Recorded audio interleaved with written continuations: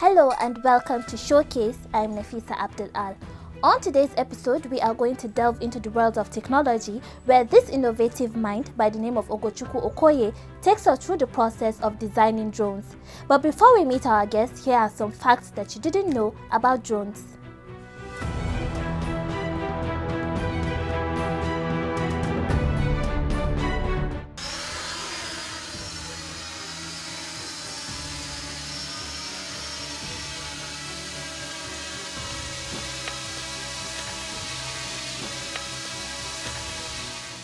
The term drone usually refers to any unpiloted aircraft, sometimes referred to as unmanned aerial vehicles. These crafts can carry out an impressive range of tasks, ranging from security operations to package delivery. Drones can be as large as an aircraft or as small as the palm of your hand. A drone is a remote-controlled flying object possessing certain capabilities like capturing images, recording videos, delivering objects, and so much more. Some of the advantages of drones are: it can be used in the media industry, it can be used in botanical gardens and wildlife conservation, it can even be used to track the vehicle that does not follow rules in traffic. A normal drone can fly up to 35 to 40 kilometers per hour on an average. A fixed-wing drone can do from 70 kilometers per hour. A DJI drone can cover up to 10 kilometers distance. A quadcopter can fly from 4 to 8 kilometers. However, Ogochukwu Okoye says his drones can go as much as 80 kilometers per hour.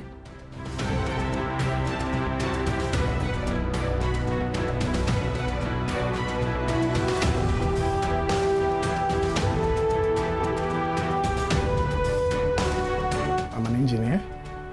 I'm also a tech enthusiast. I'm a drone developer. I'm an RC hobbyist.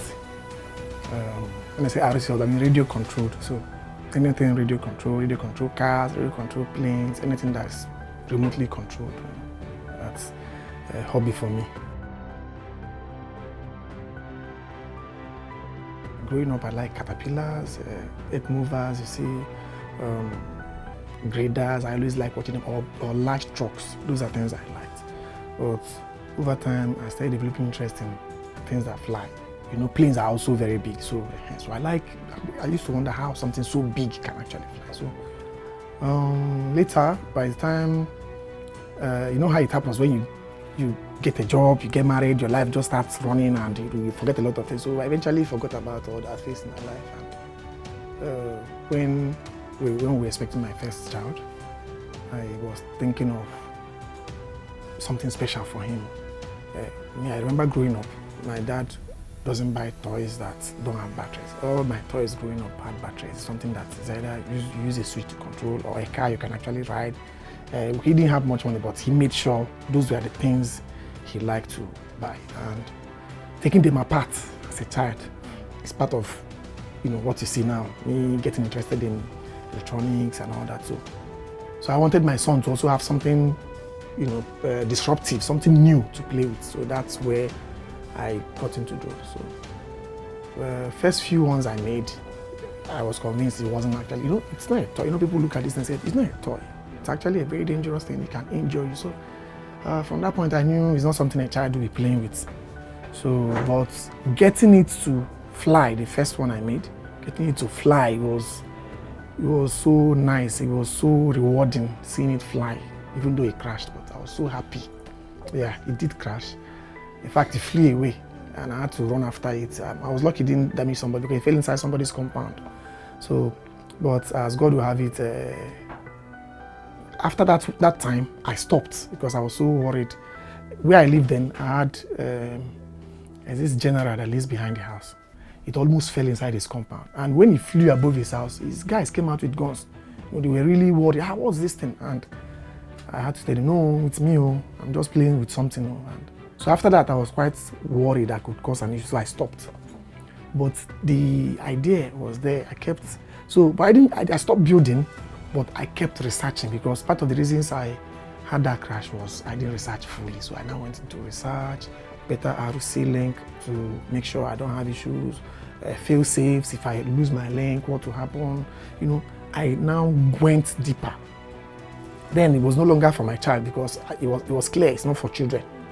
I can buy him a toy drone, but those ones I'm making had to be for something. So, and then I put quite a lot of money into it at that point, and abandoning it. It wasn't. I couldn't just leave everything. Things I bought transmitters, I bought batteries, so I just had to make it work.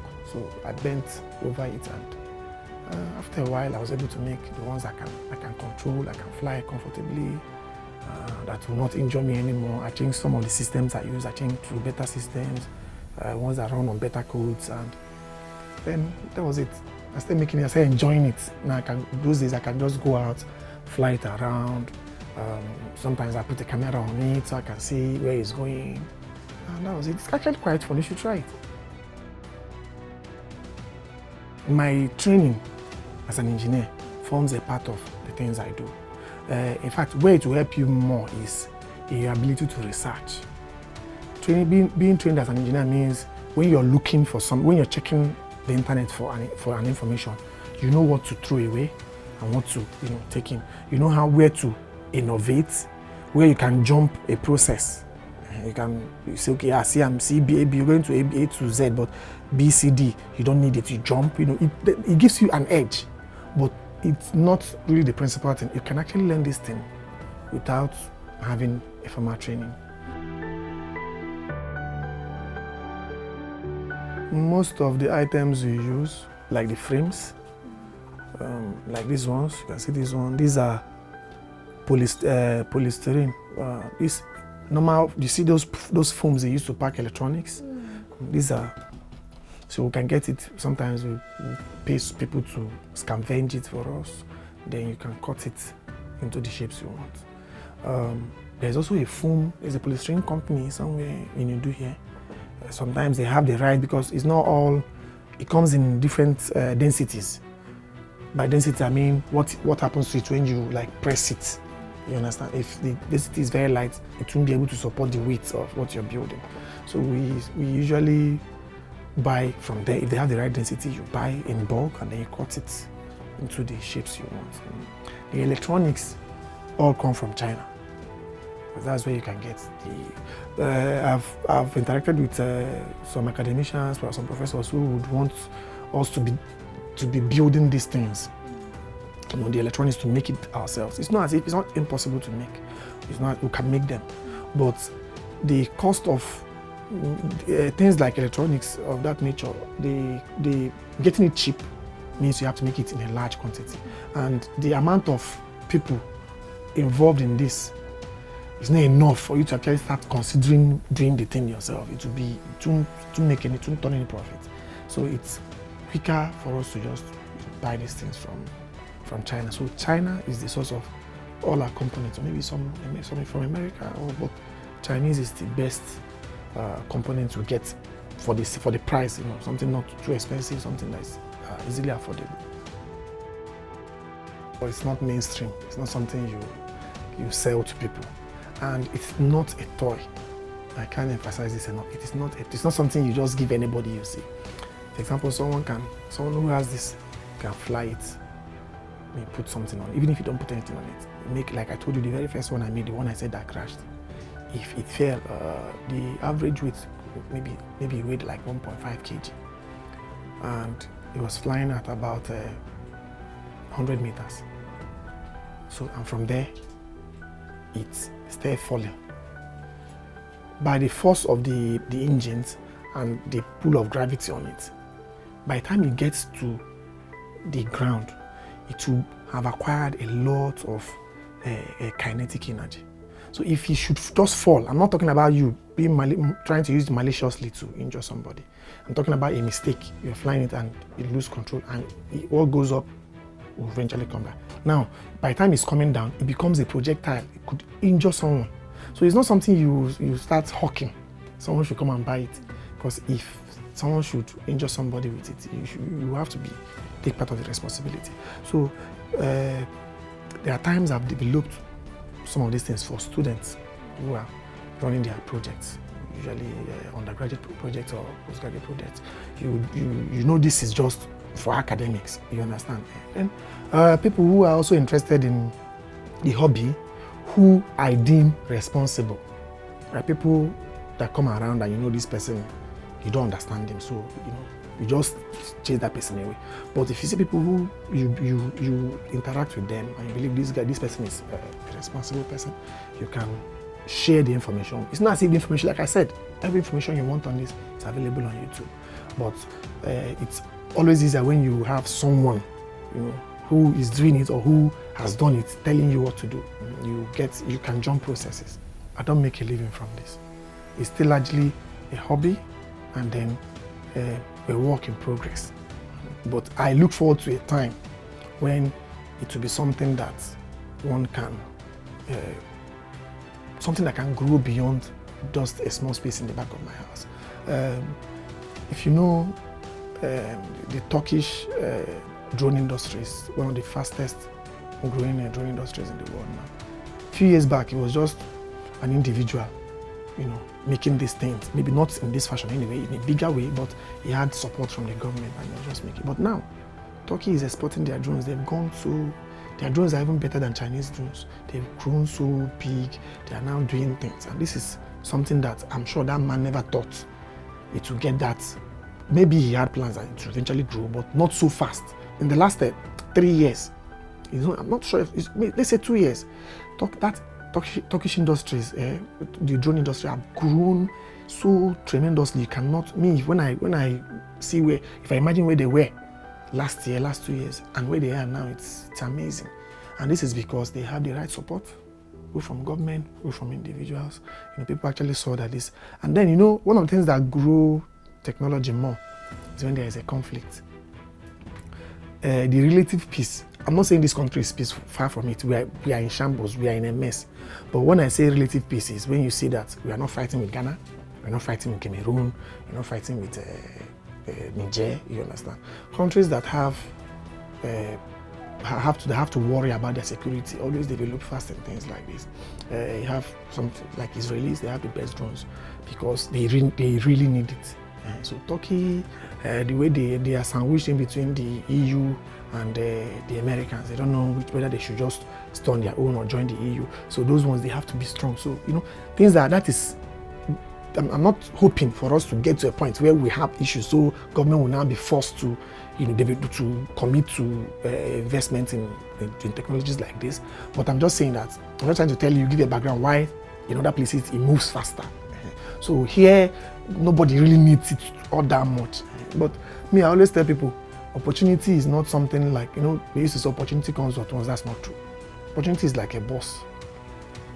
If you're at the bus stop, buses keep passing, you understand? All you need to do is watch out, wait, this bus is going where I'm going, get into it. But you are not going to get into a bus if you're not at the bus stop. The bus will not come to your house to come and pick you. So if we are waiting, because that's what we do in this country, we just wait for the thing to now fall on us. So if you are waiting for opportunity to go into, tech the way we should before it happens, it will not be one place. Other people will arrive and be eating the Owambe rice, and we will still be somewhere waiting. So we really the thing is, we really need to move and get to a point where we are now, assuming we are ready. You can see someone, assuming, look. I'll give an example. The fight against insurgency, for instance, it's a good mind. I'm not accusing anybody, but I can tell you, a lot of people are making a lot of money doing nothing. We're not winning anywhere. We're just sitting in one place, we're marking time and not making any progress. But if we have the right environment, since we have this problem now, you can see someone can actually come in, bring equipment, bring money, and start making their drones there. In fact, I have a friend of mine who is thinking of seeing if he can talk to some money bags, see if we can start something. But I told him already it will be difficult, because once we tell them, okay, this is what we want to do, they will just ask you, how much are we going to, how much will come out of it? If I put 10 naira now, when am I going to get 500 naira, And you won't be able to answer that question. The reason being that nobody is using these things. Not as if when you finish now, you're going to go and give it to somebody and collect money today. So drones are still in development stage as far as we are concerned. What makes me feel bad is that in other places, it's not. It's actually moving already. People already using these things, applying it in their everyday lives. You know, you see Americans, they can stay in the US and fly their drones that are somewhere in the Middle East, and you know, but we are still waiting for someone to give us, you know, handouts, someone to come and dash us. And I'm telling you, it's something that we can do this, we can move forward, we can go beyond where we are by ourselves. You just need the right environment, the right policies, and then funding.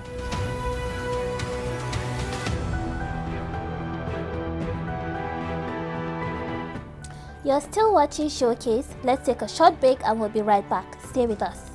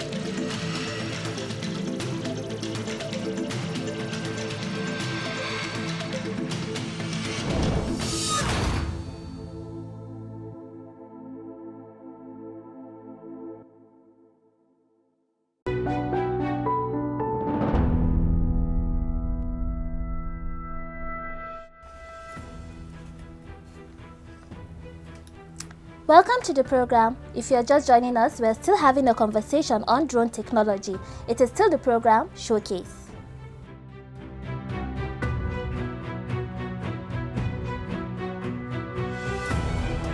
At some point, some people came together. I'm not sure which office, maybe it's the office of the National Secretary. I'm not sure what meeting they had, and they now said drones are banned. You know, you don't talk like people who wants to make progress don't talk like that. You can say, what do you mean drones are banned? Because people are terrorists are using it in Maiduguri. You now ban drones all over Nigeria. It does not make any sense. Now, an analogy, even if it's a loose one, is armed robbers. They used to carry vehicles to go and rob people. Should we ban cars so that everyone will not be, so that they cannot have vehicles to? We don't do that. What happens is that cars are regulated. You have to have a license to drive a car. You have to register your car. The government has to know how many cars we have, and you have to pay some fees to be able to drive your car on the road and stuff like that. These are things that can actually generate money for the government.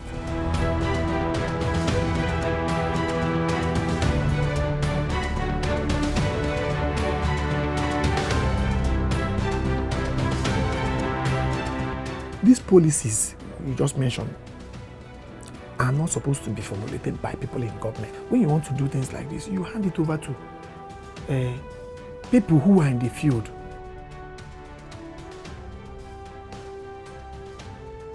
The tech sector is we have a lot of brilliant minds, a lot of smart people, but I can tell you that they are leaving because nothing is happening here. The poorest of people in the country, when you talk about educated people or smart people, or tech people, they don't make any money. The only guys that make money are guys in fintech. And it's a good thing, but I don't celebrate it. Why I don't celebrate it is that this country will not become better, economically because of fintech. Fintech, people that are providing payment solution for OPay, all those people, it won't grow the economy. It will grow 1 or 2 persons, fine, but it won't affect the populace. The reason is that, well, okay, for example, we're talking about things like trains, things like electricity. Fintech is not going to give us better trains. It won't give us better roads. It won't give us more stable power. It won't make lives better. So I'm not knocking them. They're doing very well and they have a right to celebrate their success. But whenever they mention technology, people run to start saying, these people. But they're all fintech. You can't grow the country. You can't. Looking at those people won't show you the real thing. Tech, on a normal level, on the level I see it, physical tech, not something about codes on a computer, is non-existent in this country. And anyone that is smart here eventually goes away. It's disheartening when you have ideas, you have things. I'm not just talking about myself now because I don't feel too bad because partly it's still a hobby for me. But there are people who, you see them, you see their passion, you see that they really, and maybe they don't have anything else they are doing, they really need support to even go from day 1 to day 2. And they have skills, they have ideas, but it doesn't translate into a living for them because the country doesn't support it. There's this small quad I built. The quadcopters are measured in diagonal sizes. Like you have 450 mm, 250 mm, 300 mm, and so on. This one I made, it was a 250 mm quad. It was supposed to have, I had a very strong battery on it. It's supposed to be for a long range flight. I have a camera on it. The idea is it's very small. So I plan I should be able to fly it from here, away around it. We have some bushes around there, fly it around that place, getting pictures and all that. I'll just sit the way I had it in mind. I'll just sit here and fly it, So for most of these crafts, you have GPS. This is GPS. So you have GPS on it. If you have GPS on it, what it does is, if you have a problem, maybe you have RC, your radio control link is lost, the GPS will guide the craft back to you.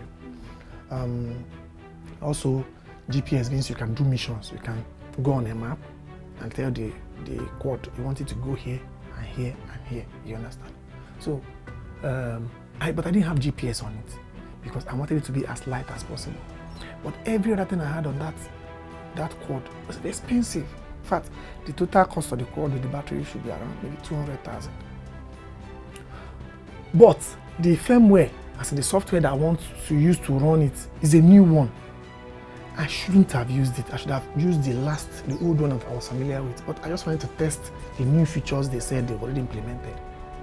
I don't know what happened. Immediately I put it on. I was flying it on the floor, it was quite stable and I was very pleased. So I now switched into altitude hold. Altitude hold means to hold a position. It's not going to go up or down. To just stay at an altitude. It can be floating around, but it won't go up or down. So that allows you more, makes it easier for you to, control it. So and when I now switched to that altitude hold, it just went like a rocket into the sky. It went so high, and for quadcopters, because all the sides are the same, it's just an X, looking, what's it called? Is it asymmetrical? It's easy to lose orientation, and I did not have any maybe LED on it, maybe a blinking light to. So at that point, the height where it was, I couldn't understand if it's facing, this way or that way. And then this was right in front of this place. Look around, there are cars everywhere. Remember my first experience. If he should fall, and that one is even heavier than that other one. If he should fall from the height where he went, God, it would be bad. Now, even if he falls this side, it won't be much of a problem. But you see these other estates, they have big cars there. All these newer model cars. If he falls there, I have to pursue him from this house because she'll say, she's been warning me. So I just kept trying to see if there's a way I can bring it, to come and for where. I tried for where. Then, because I wasn't seeing it very well, it has gone so high. It was the sound that I was using to estimate whether it's going this way, the one big plane was now passing. So the noise of that plane now covered the noise of my quad. I couldn't hear my quad when that plane was passing. Before that one finished passing, I couldn't see the drone again. Now, for weeks, I had to sit here waiting to know if he fell somewhere and damaged something, because you cannot tell. The only thing I did was, at that point when I saw the way it was falling, the way it was moving, I cannot control it, I just directed it away from this general area so that to fall, after this estate now, we'll have some bushes before you get to the road. So I just wanted to fall somewhere, towards that bush area. So I believe that's where he fell anyway. But he was lost. I couldn't, my RC link is about 1 kilometer plus. So by the time he said telemetry lost, that means he's gone over 1 kilometer from me. So how? There's no way to find it. If I find a way to move myself forward, of course I'll take it. So I'll say, don't give up, keep moving, keep doing something. Don't say it's not working. Check online, check on YouTube. There's something to learn. You can't stop learning, because the day you stop learning, that's the day you start dying. So you keep learning, keep moving forward, and then collaborate. There are people who know more than you do. There are people who are exposed to funding more than yourself. There are people who are better than you. Let's face it, you're not the best. Somebody else is better. You can learn from them. You can teach people you're better than. You can contribute to people who you have more, maybe information, more fun to. You can give, if you collaborate, you can move further. A lot of things I'm doing now is a product of collaboration. Where I don't have enough money to do this, I just speak to somebody, and then I'm thinking of making a craft that can stay airborne for at least 2 hours. So it's very expensive, but I didn't do it by myself. I just spoke to 1 or 2 persons who were interested, and we put funds together. It's still a work in progress. Be steadfast, be consistent, persevere, don't give up.